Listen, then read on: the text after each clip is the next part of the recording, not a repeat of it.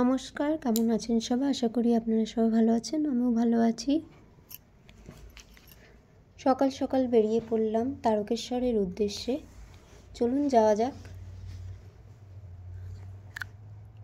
আমরা সকাল 9:45 দিকে আমরা বেরিয়েছি, আর এখন তো 10টা সাড়ে 10টা বাজে।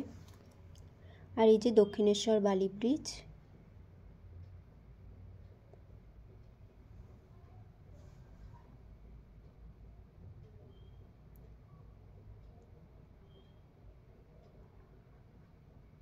প্রত্যেক বছর আমাদের একই টাইমে একই জায়গায় যাওয়া হয়। আমরা বেশিরভাগ পুজো দিতে যাই, বেশিরভাগ জায়গায় আমরা পুজো দিতেই যাই। তারপরে ফাইনালি চলে এসেছি ডাকাতকালী মায়ের মন্দিরে। এখানে আমি পুজো দিয়েছি, কারণ সকালে না খেয়েই বেরিয়েছি। তারপরে স্নান টান করে এখানে পুজো দিয়েছি। প্রথমে এখানে মাকে স্মরণ করে তারপরে বেরিয়ে পড়লাম তারকেশ্বরের উদ্দেশ্যে। আর চারিদিকটা দেখুন, সবুজ প্রকৃতি। কেমন লাগছে সবুজ প্রকৃতি অবশ্যই আমাকে কমেন্টে জানাবেন। আর চারিদিকটা মানে অপূর্ব লাগছে। সকালবেলা আমরা বেরিয়েছি, খুবই সুন্দর লাগছিল।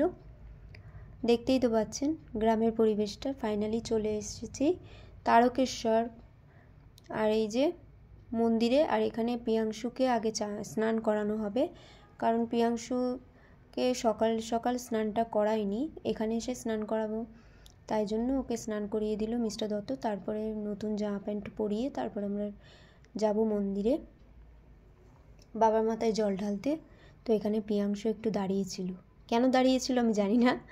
তো ফাইনালি আমাদের পুজো দেওয়া কমপ্লিট হয়ে গেল। এবার আমরা যাচ্ছি রুমে।